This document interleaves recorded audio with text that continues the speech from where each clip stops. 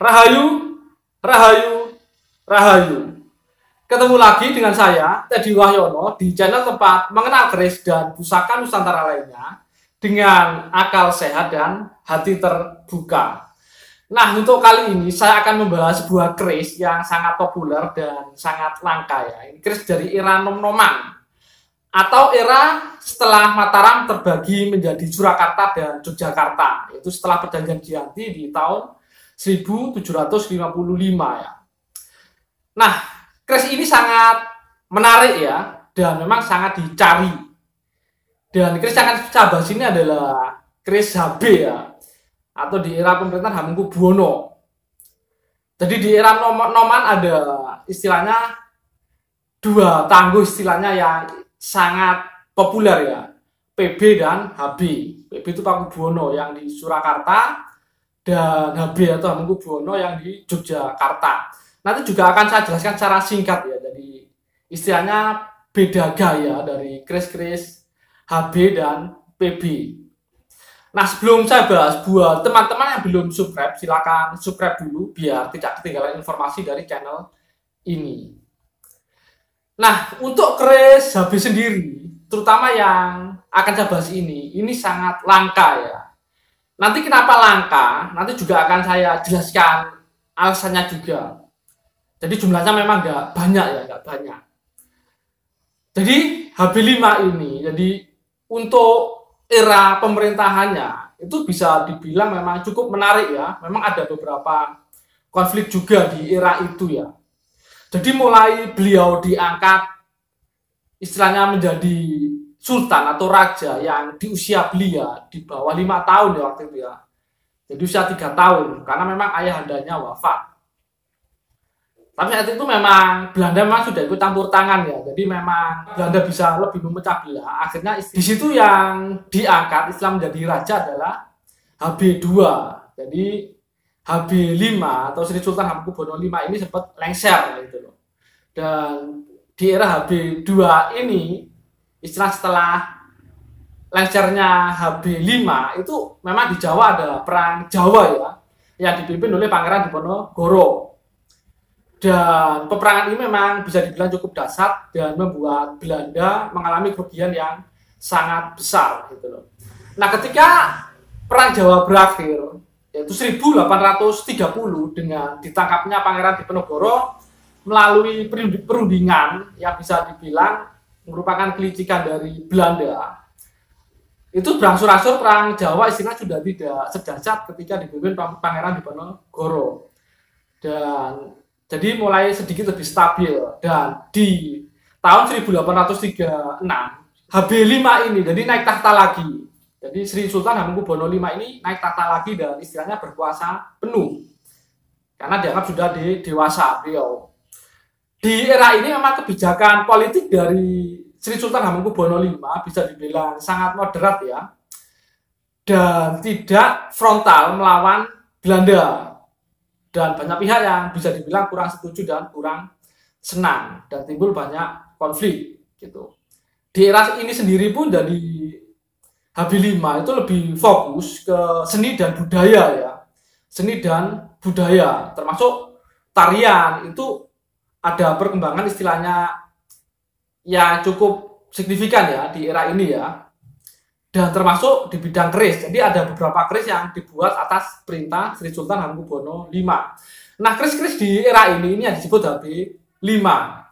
Dan kenapa langka? Karena memang era pemerintahan HB5 sendiri itu tidak lama ya. Jadi beliau meninggal di usia 35 tahun. Itu berakhir yaitu istilahnya sekitar tahun 1855. Karena adanya konflik di dalam keraton sendiri. Dan memang tentu saja istilahnya ada sangkut pautnya ya dengan Belanda saat itu. Karena Belanda memang sudah istilah masuk terlalu dalam ke dalam pemerintahan keraton Yogyakarta saat itu. Seistimewa apa jadi keris HB5 ini? Jadi gayanya seperti apa? Jadi ciri khasnya seperti apa? Ini akan saya bahas, dan untuk lebih singkatnya mari kita simak sama-sama.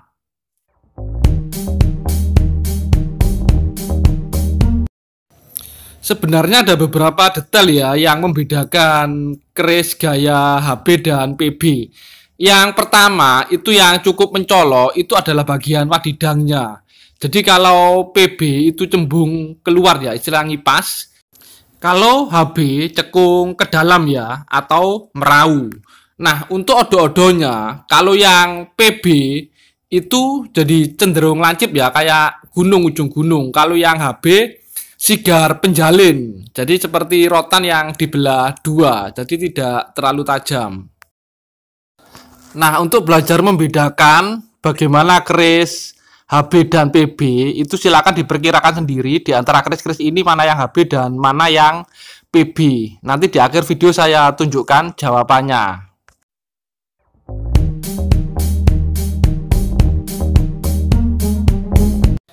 Nah, ini adalah detail warongko dari keris HB5 ini ya. Ini warongkonya baru dari kayu Timoho. Kalau untuk mendaknya itu perak ya. Kalau handlenya handle lama. Jadi itu Yudo Winatan handlenya. Nah, ini adalah detail bilah dari keris HB5 ini ya. Jadi kalau teman-teman perhatikan untuk dibilah, nah itu odo-odonya itu sigar penjalin ya. Jadi nggak terlalu tajam kayak keris-keris PB. Nah, ini untuk pamornya sendiri. Jadi ini istilah sudah benang yang rapet-rapet ya, kayak benang rapet-rapet. Jadi memang tempahan pamornya sudah bagus dan materi bahan juga sangat bagus. Dan itu kalau bagian sor-sorannya untuk gandengnya itu memang khas HB ya. Dan itu wadidangnya itu memang wadidang istilah merau ya. Jadi nggak terlalu cembung, nggak kayak keris-keris PB. Nah, ini adalah dapur jalak dinding. Jadi sekilas memang mirip jalak nguwuh ya. Nanti cuma bedanya di listnya aja. Jadi kalau untuk jalak dinding memakai list ya. List-lisan. Teman-teman bisa perhatikan jadi istilah seraweannya ya. Jadi itu ada list-lisannya. Kalau untuk yang jalak nguwuh nggak pakai. Kalau ini jalak dinding. Untuk secara keseluruhan bilah, kalau teman-teman lihat, ini ada sedikit beda dengan HB3 ya. Kalau HB3 sedikit lebih besar, lebih kekar. Kan HB3 masih mirip istilah keris-keris Amangkurat ya. Kayak ya mirip keris-keris karya Empu Brojoguno kalau yang HB3. Kalau ini mirip cuma sedikit lebih kecil. Nah, ini bagian sor-sorannya itu ada tingilnya sudah mulai kalah ya, tingilnya. Nah, ini jadi ini odo-odonya sigar penjalin. Jadi nggak lancip. Istilahnya nggak tajam. Nah, ini bagian sor-sorannya. Kalau dari sisi baliknya. Jadi tikel alisnya pun terlihat tegas. Gandengnya pun juga sangat bagus ya. Pejetan. Gonjonya. Jadi ini kayak uwung gitu. Nah, ini keseluruhan bilah. Dan keseluruhan bilah dari keris ini. Sekali lagi ini memang kalau dengan HB3 ini mungkin sedikit lebih ramping dikit ya. Tapi kalau nggak biasa mungkin nggak terlalu bisa bedakan. Jadi seperti itu. Nah, untuk berikutnya, nah ini kita jawab. Jadi untuk yang A itu adalah style PB Paku Buwono, yang B style HB, yang C juga HB. Terus untuk yang D teman-teman bisa lihat jelas itu adalah style keris-keris PB. Jadi walaupun ada beberapa perbedaan yang cukup mendasar antara keris-keris HB dan PB, tapi ada dua hal yang cukup mencolok. Yang pertama adalah bagian wadidangnya. Jadi kalau yang keris-keris PB itu wadidangnya ngipas dan HB itu merau istilahnya. Dan yang kedua itu bisa kita perhatikan untuk odo-odonya atau gigir sapinya ya. Jadi kalau untuk yang keris-keris PB sekali lagi itu istilahnya kayak ujung gunung ya, lancip ya, terlihat sedikit lebih lancip. Kalau untuk yang keris-keris HB itu sigar penjalin atau rotan yang dibelah. Jadi seperti itu. Nah, semoga informasi yang singkat tadi itu bisa bermanfaat buat teman-teman dan jangan lupa like dan subscribe-nya.